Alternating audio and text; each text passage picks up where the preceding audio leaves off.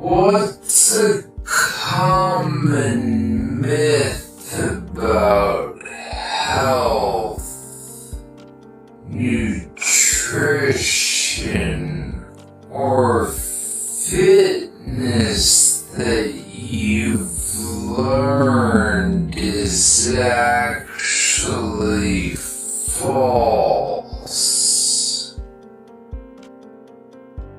Lift